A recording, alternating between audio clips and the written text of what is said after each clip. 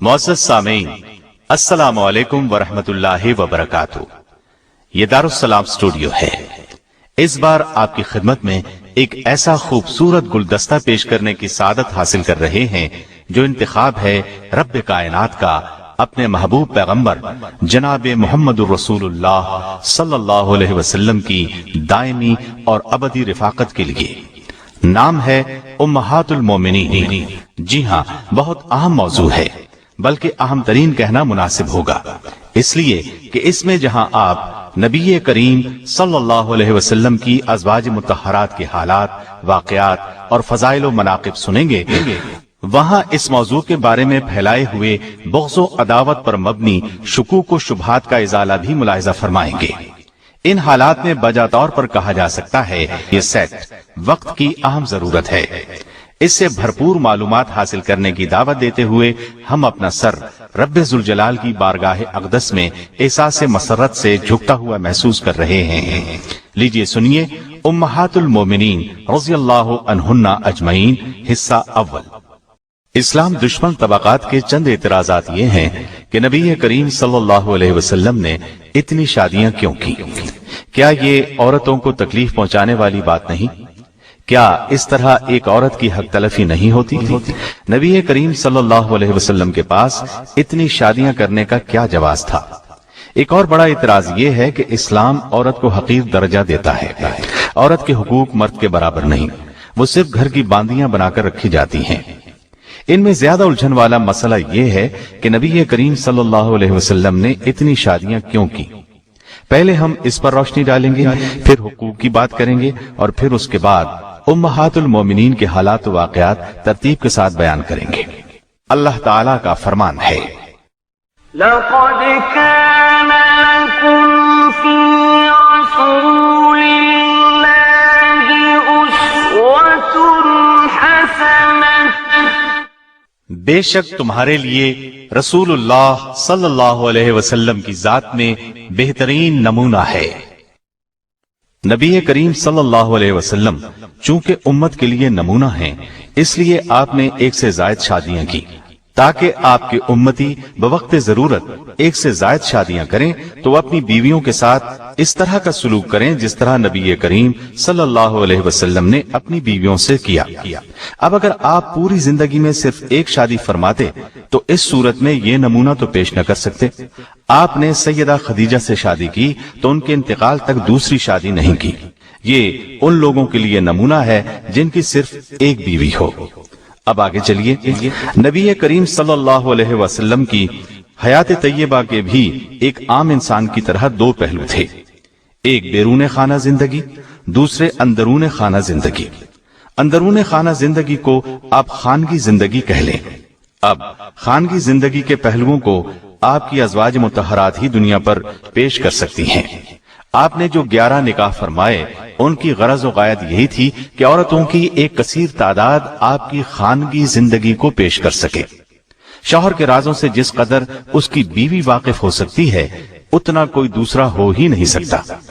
اب نبی کریم صلی اللہ علیہ وسلم کی اندرون خانہ زندگی کو صرف ایک عورت بیان کرتی تو وہ شاید دنیا والوں کی نگاہ میں اس قدر یقینی بات نہ ہوتی، لیکن جب 11 عورتوں کی ایک جماعت نے آپ کی خانگی زندگی کو لوگوں کے سامنے پیش کیا تو آپ کے وہ حالات پورے وثوق کے ساتھ دنیا کے سامنے آئے جن پر یقین کیے بغیر چارہ نہ تھا۔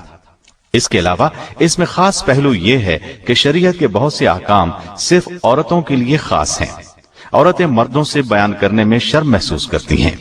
اس قسم کے مسائل بھی انہی ازواج مطہرات کے ذریعے سے بیان کیے گئے ہیں۔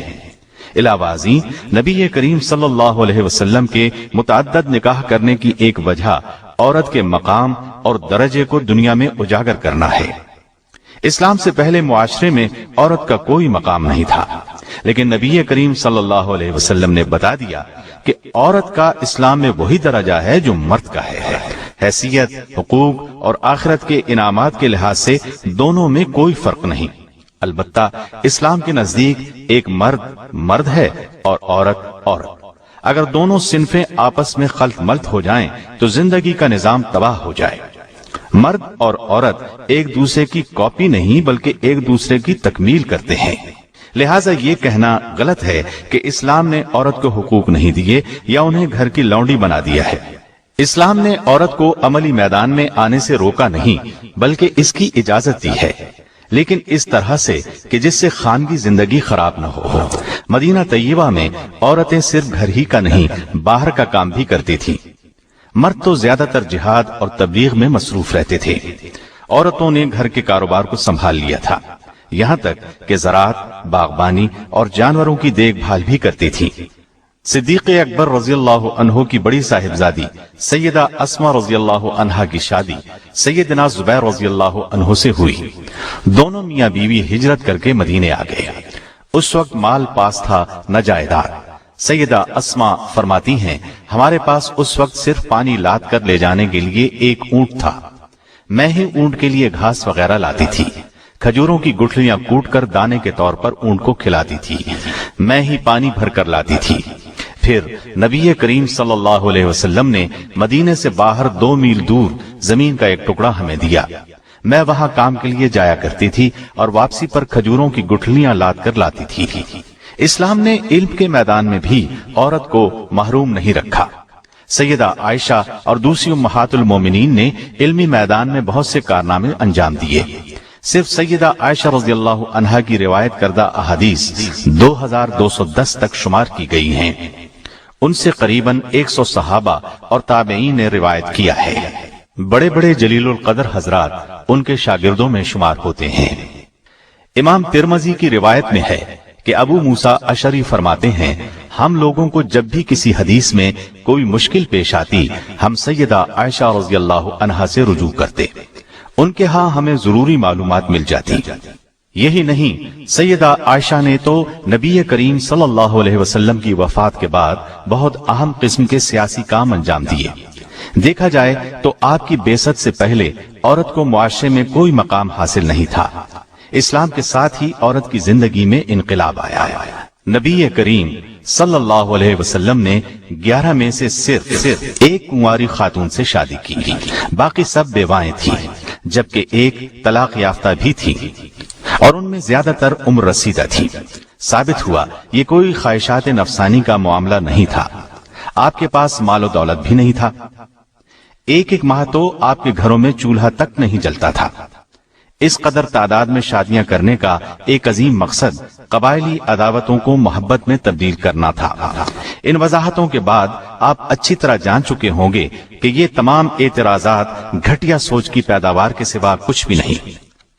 اب ہم آپ کو ایک ترتیب سے امہات المومنین کے پر خود ان کے اپنے نفس سے بھی زیادہ ہے، اور پیغمبر کی بیویاں مومنوں کی مائیں ہیں، اور رشتہ دار کتاب اللہ کی روح سے بنسبت دوسرے مومنوں اور مہاجروں کے آپس میں زیادہ حقدار ہیں۔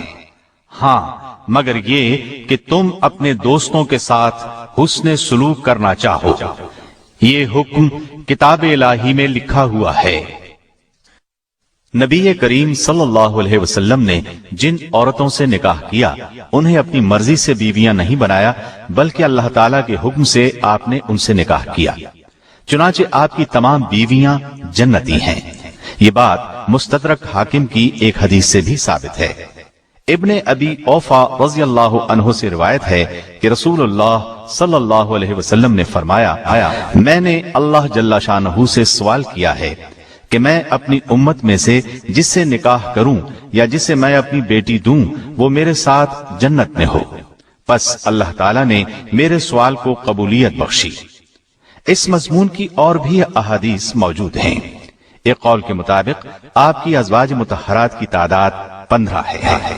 11 بیویاں بیک وقت آپ کے نکاح میں رہیں۔ جب آپ نے انتقال فرمایا اس وقت 9 زندہ تھیں۔ اس قول کی تائید علامہ ابن کثیر نے البدایہ والنہایہ کی جلد 5 صفحہ 255 پر کی ہے۔ آپ کی ازواج مطہرات مختلف قبائل سے تعلق رکھتی تھیں، لیکن ان میں ہاشمی ایک بھی نہیں تھی۔ ان نکاحوں کی ترتیب میں قدر اختلاف پایا جاتا ہے۔ بہرحال ابن شہاب زہری کی ایک روایت کے مطابق ترتیب یوں ہے: سب سے پہلے سیدہ خدیجہ سے نکاح کیا، پھر سیدہ عائشہ سے، پھر سیدہ سودا، پھر سیدہ حفصہ، پھر سیدہ زینب بنت خزیمہ، پھر سیدہ ام حبیبہ، پھر سیدہ ام سلمہ، پھر سیدہ زینب بنت جہش، پھر سیدہ میمونہ، پھر سیدہ جویریہ، اور پھر سیدہ صفیہ رضی اللہ عنہن۔ اس ترتیب میں اختلاف معمولی بات ہے۔ حق مہر میں بھی اختلاف پایا جاتا ہے، لیکن زیادہ تر روایات میں حق مہر کی رقم 400 سے 500 درہم تک کی ہے۔